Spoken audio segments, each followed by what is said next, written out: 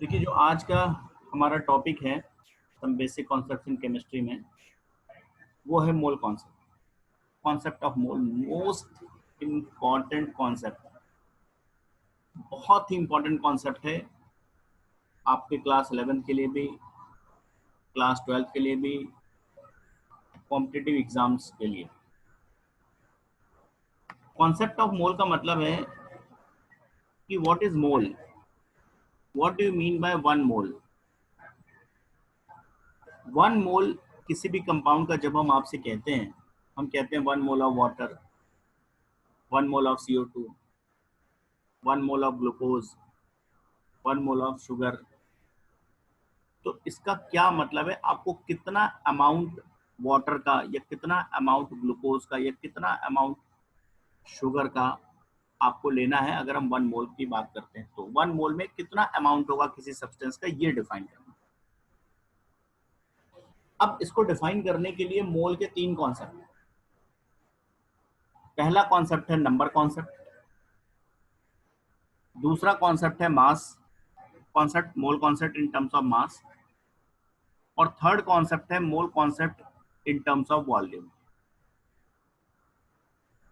तो जब भी हम किसी सब्सटेंस का 1 मोल डिफाइन करेंगे तो वो मास के रिस्पेक्ट में, इन टर्म्स ऑफ मास, वो कितने ग्राम होगा, ये मोल concept in terms of mass. 1 mole of a substance number of particles के अकॉर्डिंग, नंबर ऑफ पार्टिकल्स के टर्म्स में कितने नंबर ऑफ पार्टिकल्स होंगे, ये मोल concept in terms of particles. और 1 mole of a substance in terms of volume, volume के terms में कितने ml या कितने लीटर सब्सटेंस होगा, ये मोल concept in terms of volume. तो ये तीनों चीजें हम लोग पढ़ेंगे। 1 मोल ऑफ सब्सटेंस का क्या मतलब है मास के टर्म्स में, नंबर ऑफ पार्टिकल्स के टर्म्स में, और वॉल्यूम के टर्म्स में। अब पहला देखिए, सबसे पहला हमारा मोल कॉन्सेप्ट है इन टर्म्स ऑफ नंबर। तीनों कॉन्सेप्ट बहुत इंपॉर्टेंट है और तीनों ही कॉन्सेप्ट एक ही चीज के लिए है, 1 मोल सब्सटेंस को डिफाइन करने के लिए, बस अलग अलग तरीके से डिफाइन कर। तो पहला कॉन्सेप्ट है इन terms of number. What do you mean by 1 mole in terms of number. Number के टर्म्स में अगर हम बात करें, नंबर के सेंस में बात करें, तो 1 मोल किसी भी सब्सटेंस का 1 mole is the amount of substance which contains 6.023 into 10 to the power 23, which is also known as Avogadro's number of particles. जब आप इतने पार्टिकल्स, किसी भी सब्सटेंस के इतने पार्टिकल्स अगर आपके पास हैं, कितने 6.023 into 10 to the power 23, इतने पार्टिकल्स जब आप कलेक्ट कर लेंगे किसी सब्सटेंस के, तो वो अमाउंट 1 मोल होगा। एक एग्जांपल ऐसे समझिए, जैसे आप 1 डजन की बात करते हैं, तो 1 डजन, जैसे ही हमने आपसे 1 डजन कहा तो आपके माइंड में कौन सा नंबर आया?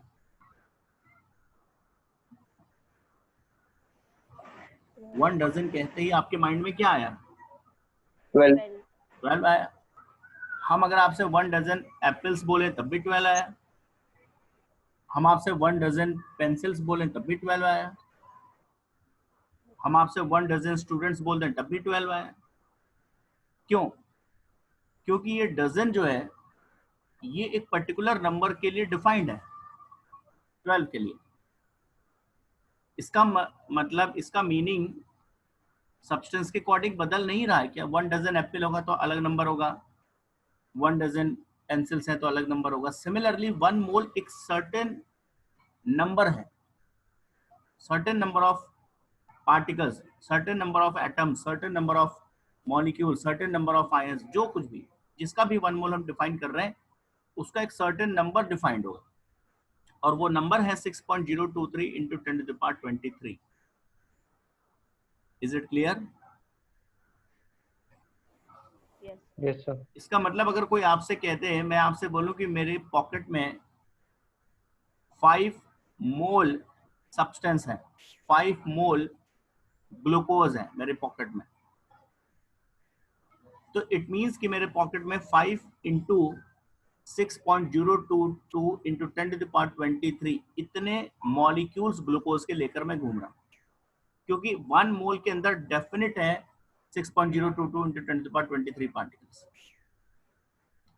कोई भी चीज जो इतने नंबर में होगी दैट इज 1 मोल। एग्जाम्पल, अगर कोई आपसे 1 मोल ऑक्सीजन एटम्स कहता है, ध्यान रखिए एटम्स, 1 मोल ऑक्सीजन एटम्स, तो ये 6.022 इंटू 10⁻23 एटम्स ऑफ ऑक्सीजन हो गया। इसका मतलब कोई आपसे 1 मोल ऑक्सीजन मॉलिक्यूल कहता है, जिसके 1 मोल हम कह रहे हैं, मॉलिक्यूल के 1 मोल, तो 6.022 इंटू 10⁻23 molecules.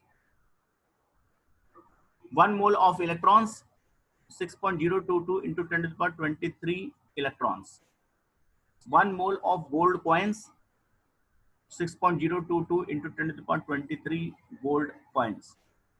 1 mole of students, 6.022 into 10⁻23 students. Clear हो गया? Yes sir. समझ में आया? कोई भी चीज, किसी का भी 1 मोल हम बोले तो उसका नंबर 6.022 into 10⁻23 नंबर हो। अच्छा, अब एक बात समझिए, अगर इतने पार्टिकल्स को, कितने 6.022 इंटू 10⁻23 इतने पार्टिकल्स का 1 मोल बनेगा, तो एक पार्टिकल कितने मोल के बराबर होगा? एक सिंगल पार्टिकल, यूनिटरी मेथड में आइए, 6.022 इंटू 10⁻23 particles is equal to 1 mole,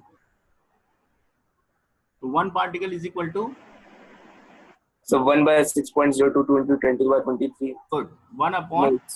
Avogadro number, Yes, sir. 6.022 into 10⁻23 moles. और अगर हमारे पास x पार्टिकल्स हैं किसी के, तो 1 अपॉन 6.022 इंटू 10⁻23 इंटू एक्स, कितने ही मोल्स होंगे वो? मतलब अगर कहीं पर आपको नंबर ऑफ पार्टिकल्स पता है तो आप उसको मोल्स में चेंज कर सकते हो। जितने भी पार्टिकल्स हैं आपके पास किसी सब्सटेंस के, पार्टिकल्स में चाहे एटम्स हो, चाहे मॉलिक्यूल्स हो, चाहे आयन, वो जो भी आपके पास है उसको डिवाइड कर देंगे एवोगैड्रो नंबर से, तो आप उसको मोल्स में चेंज कर लेंगे मैथमेटिकली। सिमिलरली अगर आपको किसी के मोल्स पता है तो उसमें नंबर ऑफ पार्टिकल्स आप बता सकते हैं। कैसे? आपको पता है कि एक मोल में इतने पार्टिकल्स होते हैं, जितने मोल्स हैं आपके पास, किसी के पास 2 मोल्स हैं तो 2 इंटू नंबर ऑफ पार्टिकल्स कर देंगे एवोगैड्रो नंबर। तो मैथमेटिकली जरा देखिए इस फॉर्मूले का यूज क्या करना। नंबर 1, पहला रिलेशन देखिए मैथमेटिकली, नंबर ऑफ मोल्स निकालने का तरीका क्या, अगर आपके पास नंबर ऑफ पार्टिकल्स हैं तो नंबर ऑफ मोल्स का फॉर्मूला है mathematically number of particles upon Na is the Avogadro number, N0 भी लिखते हैं कहीं कहीं, और इसकी वैल्यू रखें तो number of particles upon 6.023 into 10⁻23। 6.022 भी कहते हैं, 6.023 भी कहते हैं। और इसका रिवर्स, अगर हम यहां से नंबर ऑफ पार्टिकल्स निकालना चाहें, यहां से अगर हम नंबर ऑफ पार्टिकल्स निकालना चाहें तो 6.023 इंटू 10⁻23 को हम यहाँ मल्टीप्लाई कर देंगे, किससे? नंबर ऑफ मोल्स है, तो हम नंबर ऑफ पार्टिकल्स निकाल सकते हैं। तो number of particles is equal to हो गया, अगर हमें मोल्स पता है, number of moles into Avogadro number. दोनों में से किसी भी टाइप का न्यूमेरिकल हम कर लेंगे, ठीक है? अगर हमें किसी के नंबर ऑफ पार्टिकल्स पता है, हम उसको उसके एवोगैड्रो नंबर बता लेंगे। अगर हमें किसी के नंबर ऑफ मोल्स पता है तो उसके अंदर पार्टिकल्स कितने होंगे ये हम बता लेंगे। क्लियर हो गया? Yes, sir. कुछ इलस्ट्रेशन, कुछ एग्जांपल्स इस कॉन्सेप्ट पे बेस्ड आपके प्रैक्टिस के लिए। पहला, calculate the total number of oxygen atoms in 0.5 mole of H2SO4। Sulphuric acid के 0.5 मोल है आपके पास, इसमें ऑक्सीजन के कितने एटम्स होंगे? अब देखिए आपको मोल्स किसके दिए हैं, ऑक्सीजन के दिए हैं कि सल्फ्यूरिक एसिड के दिए हैं? आपको जो 0.5 मोल दिया है वो किसका मोल है, किसका अमाउंट है, वो सल्फ्यूरिक एसिड का या ऑक्सीजन का? Sulphuric acid. तो यहां से जो आप नंबर ऑफ पार्टिकल्स या नंबर ऑफ मॉलिक्यूल्स निकालेंगे वो सल्फ्यूरिक एसिड के मॉलिक्यूल्स निकाल सकते हैं अभी हम, ऑक्सीजन नहीं मिल गया हमें, ठीक है। हमारे पास 0.5 मोल अगर किसी सब्सटेंस के हैं तो उसको एवोगैड्रो नंबर से मल्टीप्लाई करेंगे तो उसी सब्सटेंस के ही तो नंबर ऑफ मॉलिक्यूल्स मिलेंगे हमें। तो हम पहले 0.5 मोल सल्फ्यूरिक एसिड से सल्फ्यूरिक एसिड के मॉलिक्यूल्स निकाल सकते हैं एवोगैड्रो नंबर से, इसको मल्टीप्लाई करके, number of moles into Avogadro number. ये मॉलिक्यूल्स हो गए किसके, सल्फ्यूरिक एसिड के। हमें सल्फ्यूरिक एसिड के मॉलिक्यूल्स नहीं बताने क्वेश्चन में, हमें बताने ऑक्सीजन के एटम्स बताइए। इतने मॉलिक्यूल सल्फ्यूरिक एसिड के हैं 0.5 मोल के अंदर। अब देखिए each molecule of sulphuric acid, एक मॉलिक्यूल ऑफ सल्फ्यूरिक एसिड के अंदर कितना ऑक्सीजन है? H2SO4 फॉर्मूला आपके पास। एक सिंगल मॉलिक्यूल ऑफ H2SO4 में कितना ऑक्सीजन एटम है? 4। 4। तो इसका मतलब जितने भी मॉलिक्यूल सल्फ्यूरिक एसिड के जितने मॉलिक्यूल्स आपके पास होंगे इनटू 4 ऑक्सीजन एटम होंगे उसके अंदर। नहीं समझे आप? समझ गया। Why? Because each molecule of sulfuric acid has 4 atoms of oxygen. तो total number of oxygen atoms की जब बात आएगी तो total number of sulphuric acid molecules तो 4 कर लेंगे, हमें आंसर मिल जाएगा। ऐसे करेंगे ना, तो सल्फ्यूरिक एसिड के मॉलिक्यूल्स इतने थे, इनटू 4 कर दिया। 4 ही क्यों किया, समझ में आई बात आपके पास आंसर? अच्छा अब एक बात हो, ये तो क्वेश्चन चलो हो गया। सपोज इस क्वेश्चन में नंबर ऑफ हाइड्रोजन एटम्स अगर हमसे पूछते हैं तब क्या करते हैं हम? ऑक्सीजन की जगह number of hydrogen atoms in 0.5 mole of sulphuric acid 2 से मल्टीप्लाई कर देते हैं। 2 से करते, क्योंकि हम स्टेटमेंट लिखते हैं since each molecule of H2SO4 has 2 hydrogen atoms. और अगर हमें हमसे ये कहते हैं कि calculate number of atoms, not specified oxygen है कि हाइड्रोजन है कि sulphur, calculate number of atoms in 0.5 mole of sulphuric acid, तब क्या करते हैं?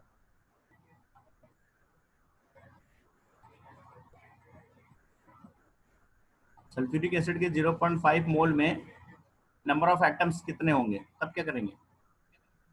into 7. अभी टोटल कितने एटम्स हैं सल्फ्यूरिक एसिड के अंदर? 7। 7। 2 हाइड्रोजन के, 1 सल्फर का और 4 ऑक्सीजन के। 7। तो हम 7 से मल्टीप्लाई कर देते हैं, ठीक है। Yes sir. सल्फर के एटम्स पूछते हैं 1 से, सर वही लिख देते हैं। क्वेश्चन को ध्यान से पूछा क्या है एक्चुअल में, समझिए अमाउंट आपको दिया इन टर्म्स ऑफ मोल, जिस सब्सटेंस का अमाउंट दिया है आप उस सब्सटेंस के ही नंबर ऑफ पार्टिकल्स निकालेंगे, ठीक है। अभी जैसे हम आपसे कहें कि 0.5 मोल ऑक्सीजन एटम्स, तो इसको जब आप एवोगैड्रो नंबर से मल्टीप्लाई करेंगे तो ये ऑक्सीजन के एटम्स हुए, क्योंकि हमें 0.5 मोल एटम दिया हुआ है। अगर हम 0.5 मोल मॉलिक्यूल बोल दें तो एवोगैड्रो नंबर से मल्टीप्लाई करोगे तो वो मॉलिक्यूल्स ऑफ ऑक्सीजन हुए, क्योंकि हमें ऑक्सीजन मॉलिक्यूल का 0.5 मोल दिया, एटम का नहीं।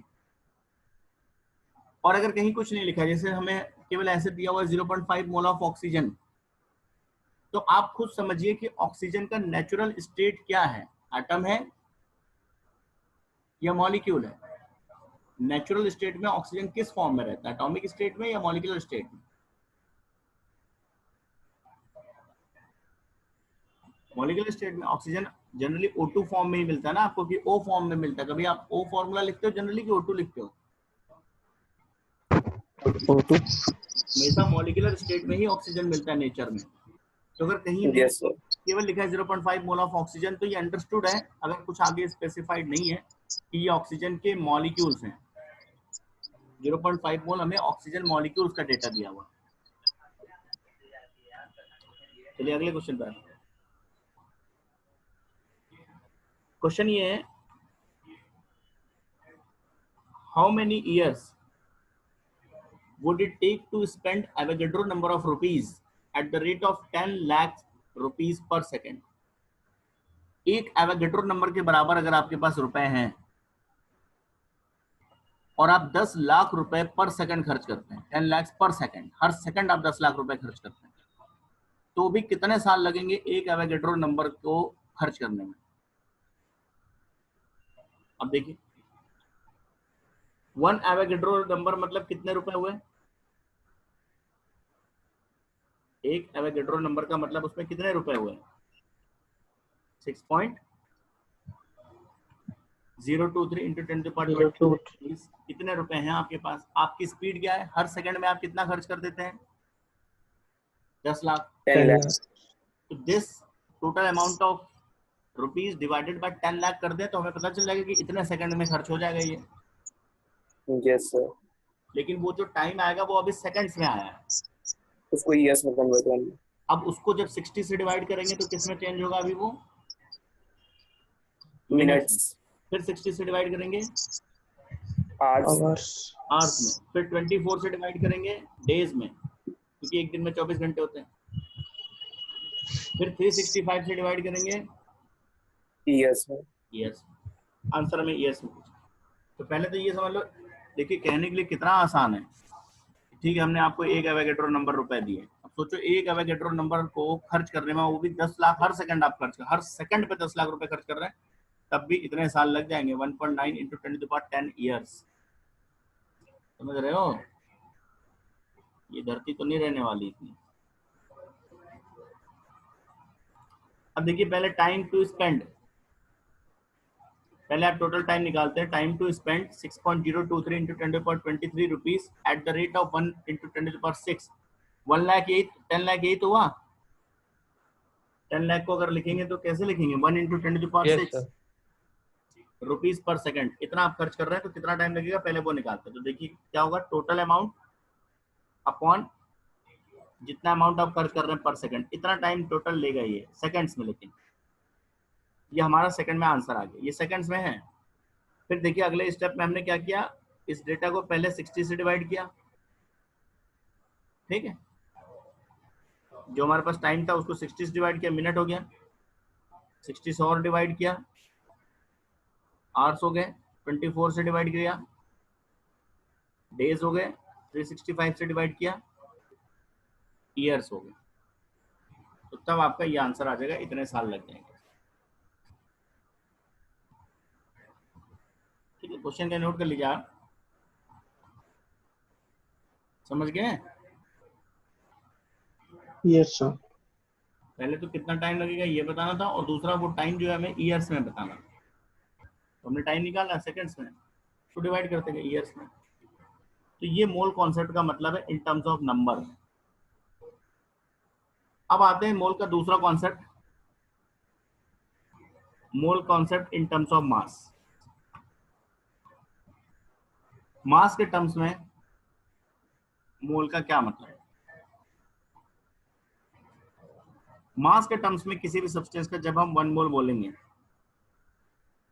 1 मोल of a substance is always defined as the amount of substance in grams which is numerically equal to its atomic oblique molecular mass. किसी भी सब्सटेंस का 1 मोल जितना भी उस सब्सटेंस का एटॉमिक मास होता है या मॉलिक्यूलर मास, जो भी उसका स्टेट हो, अगर वो एटम है तो एटॉमिक मास लेंगे, अगर वो मॉलिक्यूल जैसी चीज है तो मॉलिक्यूलर मास लेंगे। तो जितना भी एटॉमिक या मॉलिक्यूलर मास है किसी भी सब्सटेंस का, उतने ग्राम सब्सटेंस जब आप लेंगे तो वो 1 मोल होगा। क्या कहा मैंने? किसी भी सब्सटेंस का 1 मोल उस सब्सटेंस के अपने एटॉमिक या मॉलिक्यूलर मास इन ग्राम्स इसके बराबर होगा। एग्जाम्पल, अब जिसका 1 मोल होगा उसके अकॉर्डिंग आपका आंसर होगा। जैसे कोई कह दे 1 मोल ऑक्सीजन, तो अमाउंट में ये कितना होगा? अब देखिए जिसका 1 मोल हम कह रहे हैं उसका मोलर मास या एटॉमिक मास आप लेंगे। ये अब आप डिसाइड करिए कि ऑक्सीजन, केवल ऑक्सीजन लिखा है तो हम मॉलिक्यूलर मास लें कि एटॉमिक मास लें। ओनली ऑक्सीजन लिखा है तो वो एटॉमिक स्टेट हुआ या मॉलिक्यूलर स्टेट हुआ? एटॉमिक। मॉलिक्यूलर। अब नेचुरल स्टेट देखिए क्या होता है ऑक्सीजन का। क्या आप अगर केवल ऑक्सीजन आपसे कहा जाए तो आपके माइंड में O आएगा या O2 आएगा? O2। O2, क्योंकि ऑक्सीजन एटॉमिक स्टेट में रह नहीं सकता एटमॉस्फेयर में, उसका नेचुरल स्टेट ही O2 है, वो एक डाई एटॉमिक मॉलिक्यूल है। तो नेचुरल फॉर्म कंसीडर करिए। अगर हमने या तो खुल के कह देते कि 1 मोल ऑक्सीजन एटम्स, जब हमें ऑक्सीजन के एटम या मॉलिक्यूल नहीं लिखा है तो हम वो स्टेट लेंगे जिस स्टेट में वो रहता है नेचर में, ठीक है ना? तो 1 यस मोल सर। ऑक्सीजन केवल लिखा है अगर, तो इसका मतलब मॉलिक्यूलर ऑक्सीजन की बात हो रही है। अब मॉलिक्यूलर ऑक्सीजन की जब बात हो रही है तो मॉलिक्यूलर मास भी लेंगे आप। ऑक्सीजन का मोलर मास कितना होगा O2 के हिसाब से बताइए? 32। 32। तो 1 mole oxygen is equal to 32 gram, ठीक है? 32 ग्राम ऑक्सीजन को ऑक्सीजन का 1 मोल बोलेंगे। ऐसे ही अगर आपसे कोई कहे 1 मोल, अगर मान लीजिए यहाँ स्पेसिफाई कर दे 1 मोल ऑक्सीजन एटम, तो मास में ये कितना होगा? जो भी ऑक्सीजन का एटॉमिक मास है उतने gram, then it will be 16 gram oxygen. बात समझ में आई? अगर कोई आपसे कहे 1 mole ammonia, ammonia formula NH3, ammonia का 1 मोल कितने ग्राम के बराबर होगा? अमोनिया का मोलर मास कितना है? नाइट्रोजन का 14 और 3 हाइड्रोजन, 17। तो 1 मोल ऑफ अमोनिया का 1 मोल 17 ग्राम के बराबर होगा। नहीं समझ में आया? समझ गया। कोई एक डेफिनेट आ गया वैल्यू सर। नहीं है जिसका 1 मोल हम बोल रहे हैं उसके एटॉमिक या मोलर मास के बराबर अमाउंट लेना है। अगर कोई कहे आपसे 1 मोल हाइड्रोजन कितने ग्राम लेंगे? हाइड्रोजन का 1 मोल कितने ग्राम होगा?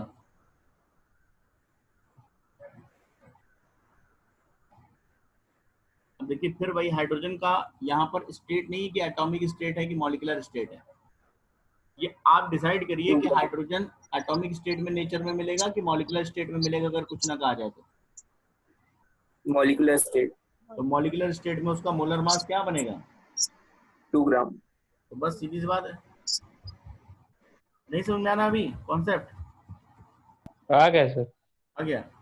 अगर कोई आपसे कहे 1 मोल सोडियम कितने ग्राम के बराबर होगा?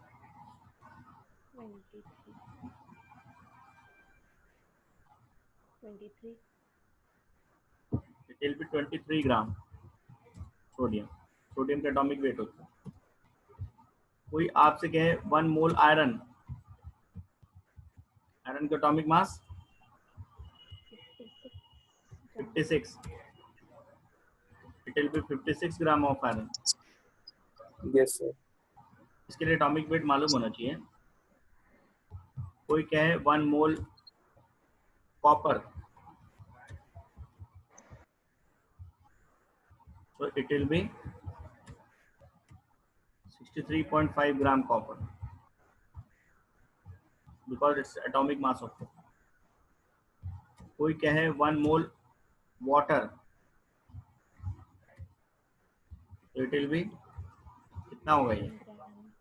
18 ग्राम वाटर का 1 मोल अगर आप समझ गए तो खुद बताइए कितने ग्राम लेंगे? 18 ग्राम। गुड, 18 ग्राम होगा। 18 ग्राम ऑफ वाटर को ही वाटर का 1 मोल बोलेंगे। कोई कहे आपसे 1 मोल ग्लूकोज,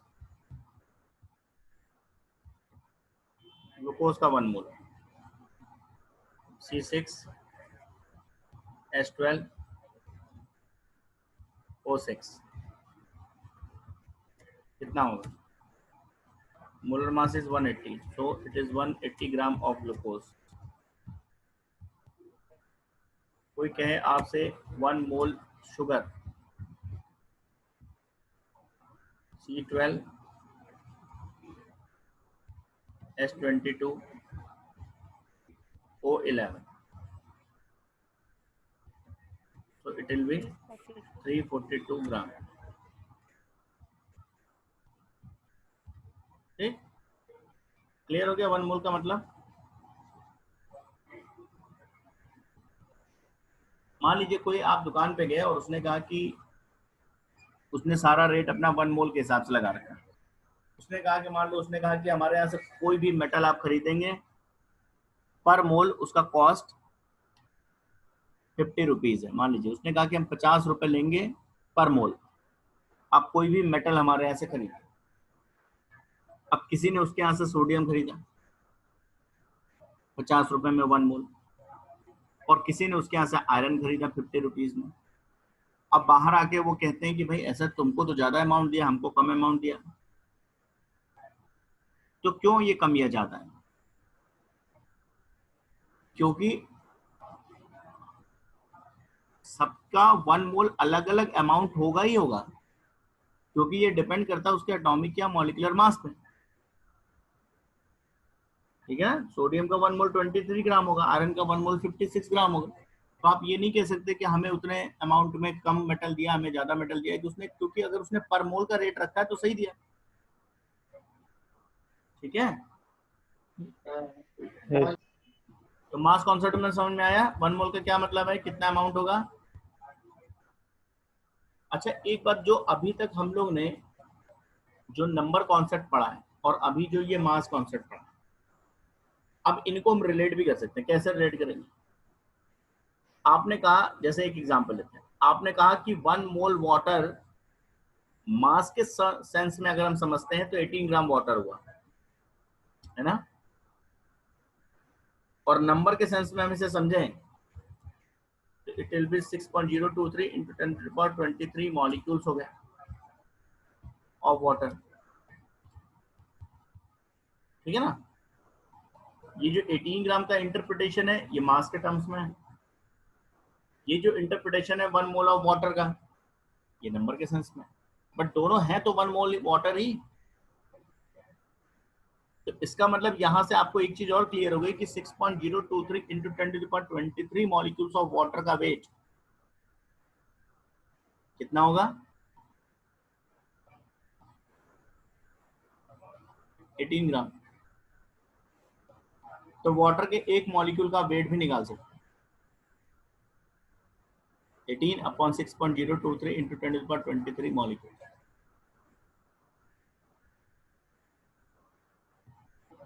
नहीं आया समझ में? आ गया, हमने दोनों कॉन्सेप्ट मिलाए हैं अभी। अब देखिए, मैथमेटिकली अगर किसी का मास आपको पता है तो उसको मोल्स में बदला जा सकता है, और इसका फॉर्मूला क्या है कि किसी के मोल्स निकालने के लिए number of moles is equal to mass of substance. जिस सब्सटेंस के मोल्स निकालने उसका मास कितना है, लेकिन ये मास किस में लेना है, ये मास किस यूनिट में लेना है हमें? ग्राम। बोलिए। ग्राम। ग्राम। ग्राम में होना चाहिए। मतलब आपको डेटा अगर किसी का केजी में दिया है, मान लीजिए आप शुगर खरीद के लाए बाजार से, आपकी मदर ने आपसे कहा कि भाई जाओ 2 किलो शुगर ले आओ, आप शुगर खरीद के लाए, तो आप शुगर तो केजी में लाए ना 2 किलो। अब आपके मन में आया कि लाओ जरा देखें कि कितने मोल्स हम शुगर लेकर आए हैं, तो आपका मास कितना आप शुगर का लेकर आए थे? 2 kg। उसको बदलिए ग्राम्स में, 2 into 10 to the power 3 grams में हो गया, और तुरंत शुगर के मॉलिक्यूलर मास है जो अभी हमने ऊपर पढ़ा 342, उससे डिवाइड कर दिया, 2000 डिवाइडेड बाय 342, जो भी आएगा इट मीन्स आप उतने मोल शुगर लेकर आए। आप उस शुगर जो 2 kg लाए उसको मोल्स में भी बता सकते। समझ में आई बात? तो नंबर ऑफ मोल्स निकालने का तरीका क्या है? अगर किसी सब्सटेंस का मास आपको पता है लेकिन वो मास ग्राम में होना चाहिए, तो उसको डिवाइड कर दीजिए उसके एटॉमिक या मॉलिक्यूलर मास है। अच्छा, यहाँ पर एक बात समझिएगा, एटॉमिक या मॉलिक्यूलर मास का मतलब आप बिल्कुल फ्री नहीं है कि जहाँ हमारी मर्जी हम एटॉमिक से करें चाहे मॉलिक्यूलर मास से। जो जो उसका स्टेट होता है, जैसे आप वाटर के मोल्स निकालने हैं आपको, तो वाटर तो H2O ऑब्वियसली ये एक मॉलिक्यूल है, ये एटम तो है नहीं। तो वाटर के मोल्स अगर कहीं पर निकालेंगे, वाटर का मास आपको पता है, तो ये तो अंडरस्टूड हो गया फॉर्मूला की मास अपॉन मॉलिक्यूलर मास। अगर कोई आपसे कहता है मोल्स ऑफ सोडियम, तो सोडियम का फॉर्मूला क्या पढ़ते हैं आप हमेशा? सोडियम का क्या फॉर्मूला पढ़ते हैं आप? जब कभी भी सोडियम का नाम आता है क्या फॉर्मूला लिखते हैं आप? Na लिखते हैं। तो Na क्या है? एटम ही तो है। Na कोई मॉलिक्यूल तो है नहीं। तो मेटल्स जितने होते हैं वो एटॉमिक स्टेट ही उनका इंपॉर्टेंट है। तो यहाँ पर फॉर्मूला क्या हो गया? Mass of sodium upon atomic mass of sodium. ठीक है, तो हमने जो एटॉमिक ऑब्लिक मॉलिक्यूलर लिखा है, इसको ये ना समझिएगा कि कुछ भी यूज कर सकते हैं, जो उसका स्टैंडर्ड स्टेट होता है उससे डिवाइड। अब यहाँ पर रिवर्स भी देखिए, अगर किसी के मोल्स पता है आपको, तो उसका मास आप निकाल सकते हैं। कैसे? मल्टीप्लाई कर देंगे इसको ले जाके। Mass of substance is equal to हो जाएगा number of moles into atomic oblique molecular mass of substance. Moles निकलेगा, ठीक है। मोल्स पता है, मास आ गया। क्लियर हो गए दोनों फॉर्मूले? Yes, sir. अगर आपके पास मास पता है Yes, किसी sir. चीज का, तो उसको मोलर मास से डिवाइड कर दीजिए, मोल्स बन जाएगा। अगर मोल्स किसी का पता है आपको, तो मॉलिक्यूलर मास से मल्टीप्लाई कर दीजिए, आपको पता चल जाएगा ये कितना मास हुआ। ये मास कॉन्सेप्ट है। कुछ एग्जांपल्स देख लेते हैं। जैसे पहला है what is the mass of, आपको मास बताना है, यहाँ कुछ चीजें दे रहे हैं। 1 mole of water, 0.5 mole of CO2, 2.5 mole of Cl2। अब देखिए यहाँ पर मोल्स पता है, मास बताना है, तो ये वाला कॉन्सेप्ट लगेगा जो हमने सेकंड पढ़ा था, mass is equal two moles into molecular mass या एटॉमिक मास। तो अभी वाटर पहला केस, वाटर का 1 मोल दिया है, तो मोल कितना दिया हुआ है, नंबर ऑफ मोल्स कितना दिया है? 1। किसका दिया है? वाटर का। वाटर का मोलर मास कितना होगा?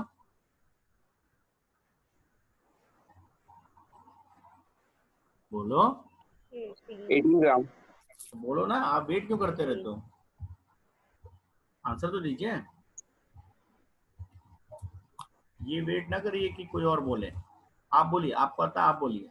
कहाँ तक वेट करोगे? कॉम्पिटिटिव एग्जाम में आके आप वेट करो, कोई और सिलेक्ट होगा तब भी हम सिलेक्ट होंगे।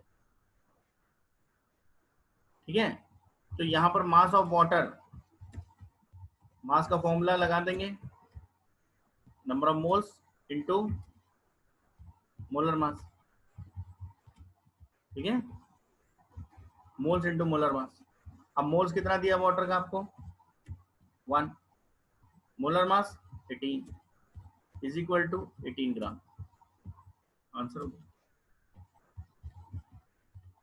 ठीक है, बोलो। yes, sir. Yes, sir. Yes, sir.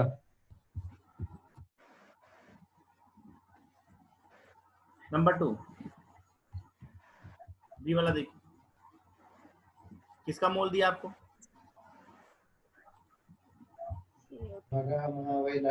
मोल किसका दिया है? CO2. CO2 का मास बताना है।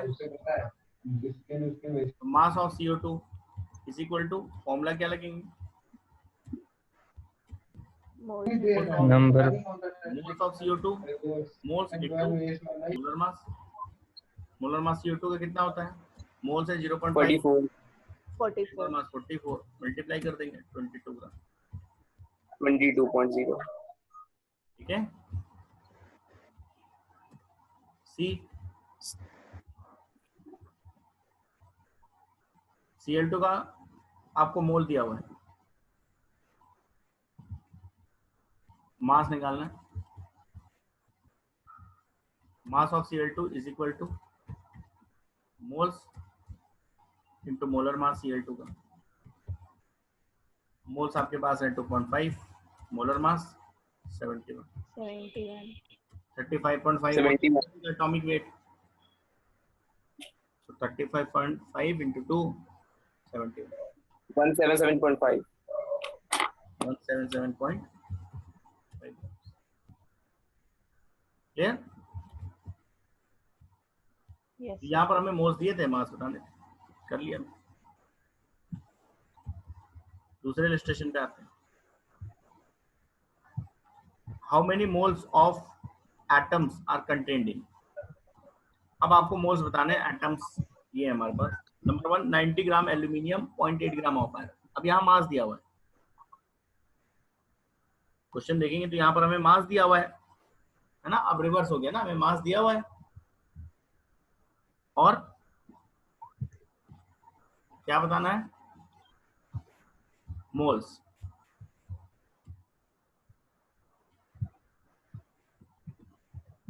ठीक है, Yes, sir. Yes, sir. मास दिया है, मोल्स बताना है। तो अब पहले फॉर्मूले पे आ जाएंगे। मोल्स कैसे निकालेंगे अगर मास पता है तो?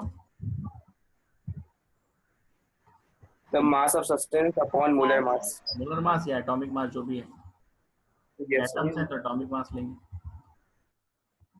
तो अगर हम यहाँ पर निकालें तो पहला हमारे पास मोल्स ऑफ एल्यूमिनियम, तो एल्यूमिनियम का मास ये हो जाएगा मास अपॉन एटॉमिक मास, क्योंकि एल्यूमिनियम एटम है ना। मास कितना दिया है 9.0। एटॉमिक मास एल्यूमिनियम का ये थोड़ा याद होना चाहिए 27, तो 1/3 मोल हो गए। ठीक है, Yes, sir. दूसरा हमें बताने मोल्स ऑफ आयरन। तो यहाँ पर आयरन के मोल्स अगर बताने हैं, मास दिया हुआ है हमें, तो अगेन कॉन्सेप्ट क्या हो गया, mass upon atomic mass of iron. Mass is 0.8 and atomic mass is 56, 50. तो 1/70 आ गया।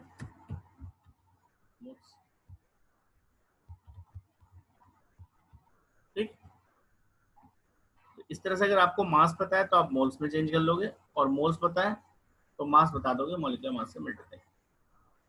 ये दो कॉन्सेप्ट है मोल्स के, एक मास के टर्म्स में, एक नंबर के टर्म्स।